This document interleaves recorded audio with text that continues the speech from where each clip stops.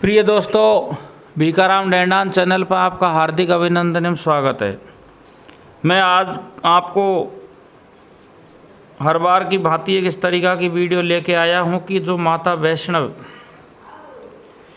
वैष्णव माता है वो पूर्व जन्म में कौन थी, ये किसका अवतार है और किस तरीक़ा से पूजी। तो त्रेता युग में पृथ्वी लोक पर बहुत सारी आसुरी शक्तियों का आतंक चारों ओर बढ़ने लगा। ये देखकर त्रिदेव बहुत चिंतित हुए। ब्रह्मा विष्णु महेश उनके इस द्वारा चिंतित हो जाने पर तीनों देवियां मन में विचार करने लगी कि क्या किया जाए। तीनों देवता चिंतित हैं। तो तीनों देवियां महाकाली, लक्ष्मी और सरस्वती जी ने विचार किया कि ये त्रिदेवियों के चिंता को दूर करेंगी। तत्पश्चात तीनों देवियों ने अपनी अपार शक्तियों से एक तेज सुंदर बालिका को उत्पन्न किया। वह बालिका प्रकट होते ही अपने जन्म का कारण पूछने लगी तीनों देवियों से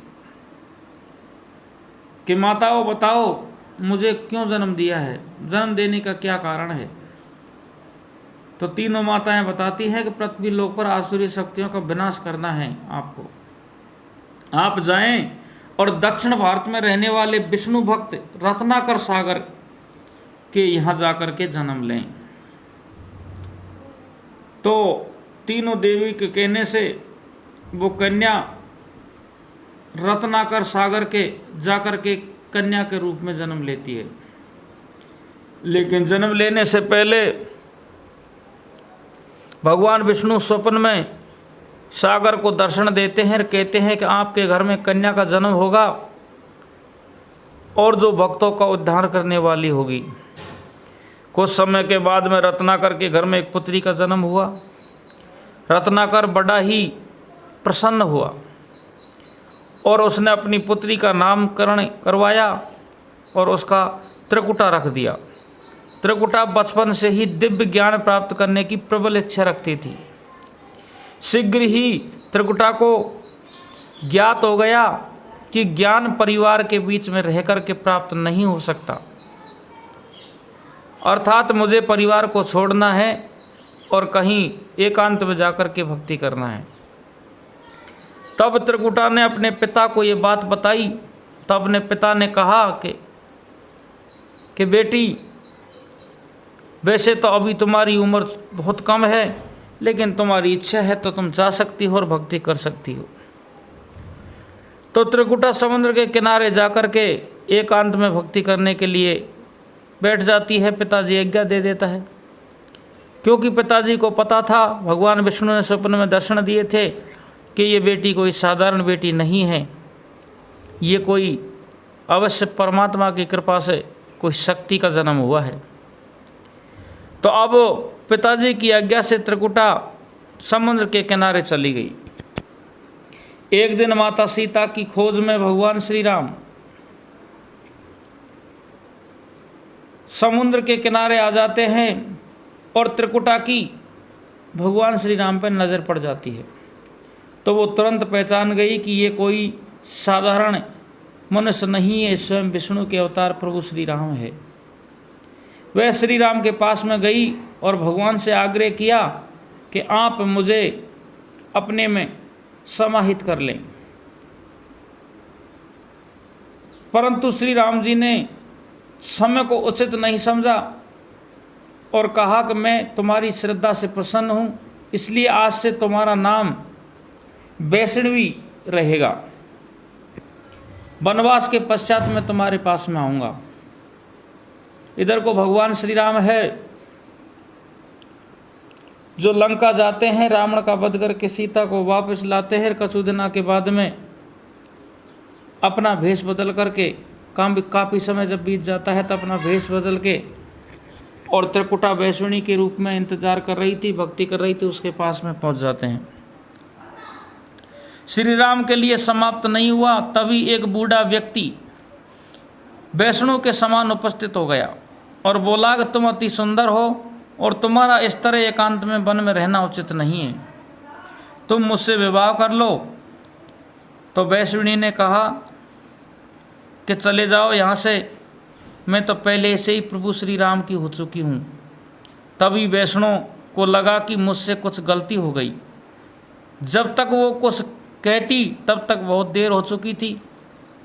वैष्णव ने क्षमा मांगी, परंतु श्री राम ने कहा, आपको मुझे पहचानने में देरी हो गई, आप पहचान नहीं पाई, मैं भगवान श्री राम हूँ। और इसका मतलब यही होता है कि अभी आपकी भक्ति पूरी नहीं हुई है, उचित समय नहीं आया तेरा और मेरा शादी करने का, तो अभी आप और भक्ति करो। और धरती पे मुझे अभी भारी बहुत कार्य करना है।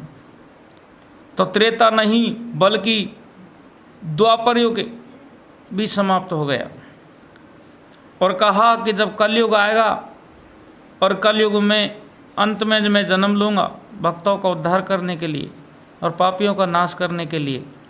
तत्पश्चात प्रभु श्री राम ने वैष्णव को निर्देश दिया कि आप उत्तर भारत की त्रिकुटा की पहाड़ियों में जाकर तपस्या करो। तो भगवान श्री राम की आज्ञा पा करके वो वैष्णवी पर्वत पर पहुंच जाती है और अपनी तपस्या से लोगों को कल्याण करने लगी। इसके पश्चात वैष्णवी ने तत्काल तपस्या के लिए प्रस्थान कर दिया और वहां जाकर अपनी तपस्या प्रारंभ कर दी। धीरे धीरे समय बीतने के बाद में वैष्णवी की महिमा फैलती गई। परंतु जब एक दिन महायोगी गोरखनाथ को वैष्णवी के बारे में पता चला तो उन्होंने तत्काल भैरवनाथ को बुलाकर वैष्णवी पर दृष्टि रखने को कहा।